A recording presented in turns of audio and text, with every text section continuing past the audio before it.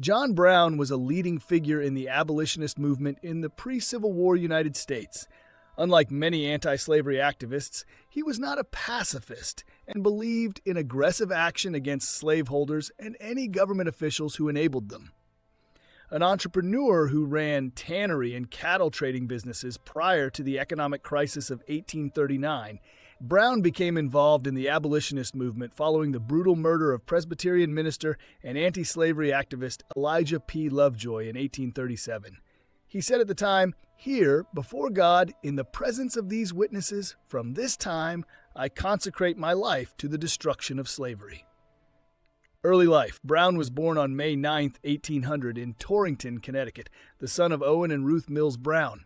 His father, who was in the tannery business, relocated the family to Ohio, where the abolitionists spent most of his childhood.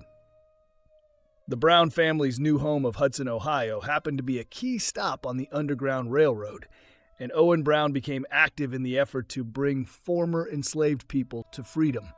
The family home soon became a safe house for fugitive enslaved people.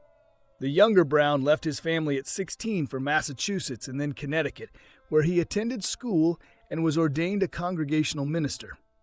By 1819, though, he had returned to Hudson and opened a tannery of his own on the opposite side of town from his father. He also married and started a family during that time. Family and financial problems. Initially, Brown's business ventures were very successful, but by the 1830s, his finances took a turn for the worse. It didn't help that he lost his wife and 2 of his children to illness at the time. He relocated the family business and his 4 surviving children to present-day Kent, Ohio. However, Brown's financial losses continued to mount, although he did remarry in 1833. With a new business partner, Brown set up shop in Springfield, Massachusetts, hoping to reverse his fortunes. In addition to finding some business success, Brown quickly became immersed in the city's influential abolitionist community. He also became more familiar with the so-called mercantile class of wealthy entrepreneurs and their often ruthless business practices. It is in Springfield that many historians believe Brown became a radical. Timbuktu. By 1850, he had relocated his family again, this time to the Timbuktu farming community in the Adirondack region of New York State. Abolitionist leader Gerrit Smith was providing land in the area to black farmers. At that time, owning land or a house enabled black men to vote.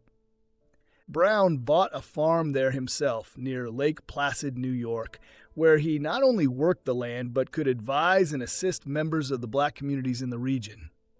Bleeding, Kansas. Brown's first militant actions as part of the abolitionist movement didn't occur until 1855. By then, 2 of his sons had started families of their own in the Western Territory that eventually became the state of Kansas. His sons were involved in the abolitionist movement in the territory, and they summoned their father, fearing attack from pro-slavery settlers. Confident he and his family could bring Kansas into the Union as a free state for black people, Brown went west to join his sons. After pro-slavery activists attacked at Lawrence, Kansas in 1856, Brown and other abolitionists mounted a counterattack. They targeted a group of pro-slavery settlers called the Potawatomi Rifles. What became known as the Potawatomi Massacre occurred on May 25, 1856, and resulted in the deaths of 5 pro-slavery settlers. These and other events surrounding Kansas's difficult transition to statehood, made even more complicated by the issue of slavery, became known as Bleeding, Kansas. But John Brown's legend as a militant abolitionist was just beginning. Over the next several years, Brown's efforts in Kansas continued, and 2 of his sons were captured, and a third was killed by pro-slavery settlers. The abolitionist was undaunted, however, and Brown still advocated for the movement, traveling all over the country to raise money and obtain weapons for the cause. In the meantime, Kansas held elections and voted to be a free state in 1858. Harper's Ferry. By early 1859, Brown was leading raids to free enslaved people in areas where forced labor was still in practice, primarily in the present-day Midwest. At this time, he also met Harriet Tubman and Frederick Douglass, activists and abolitionists both, and they became important people in Brown's life, reinforcing much of his ideology. With Tubman, whom he called General Tubman, Brown began planning an attack on slaveholders, as well as a United States military armory at Harper's Ferry, Virginia, now West Virginia, using armed, freed enslaved people. He hoped the attack would help lay the groundwork for a revolt, but historians have called the raid a dress rehearsal for the Civil War. Brown recruited 22 men in all, including his sons Owen and Watson, and several freed enslaved people. The group received military training in advance of the raid from experts within the abolitionist movement.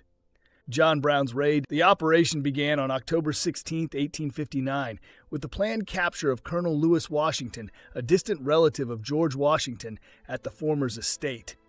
The Washington family continued to own enslaved people. A group of men, led by Owen Brown, was able to kidnap Washington, while the rest of the men, with John Brown at the lead, began a raid on Harper's Ferry to seize both weapons and pro-slavery leaders in the town. Key to the raid's success was accomplishing the objective, namely the seizure of the armory, before officials in Washington, D.C. could be informed and send in reinforcements. To that end, John Brown's men stopped a Baltimore and Ohio Railroad train headed for the nation's capital. However, Brown relented and let the train continue. The conductor ultimately notified authorities in Washington about what was happening at Harper's Ferry. It was during the efforts to stop the train that the first casualty of the raid on Harper's Ferry occurred. A baggage handler at the town's train station was shot in the back and killed when he refused the orders of Brown's men. The victim was a free black man, one of the very people the abolitionist movement sought to help. John Brown's fort. Brown's men were able to capture several local slave owners, but by the end of the day on October 16th, local townspeople began to fight back.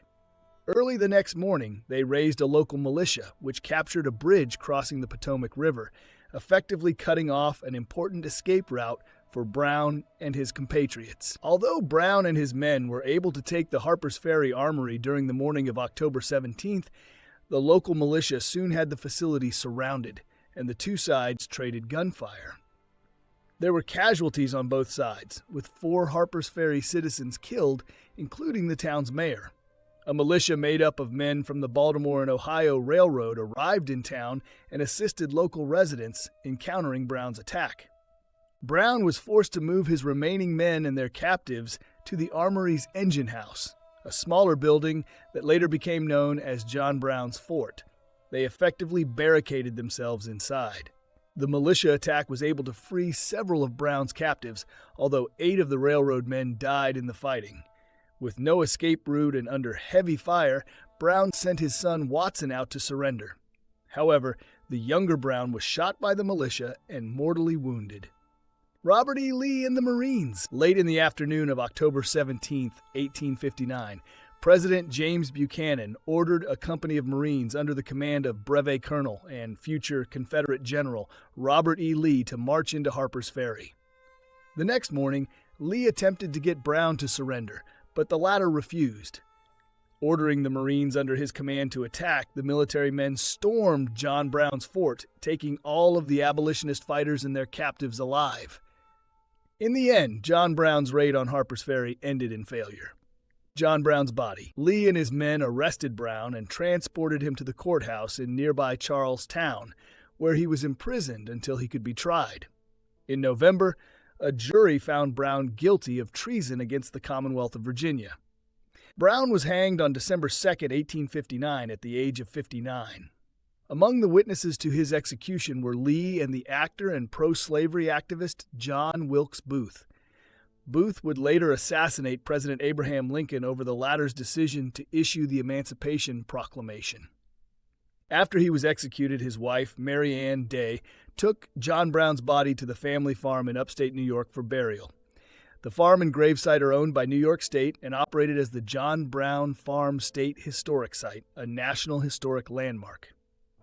Slavery would ultimately come to an end in the United States in 1865, 6 years after Brown's death, following the Union's defeat of the Confederacy in the Civil War.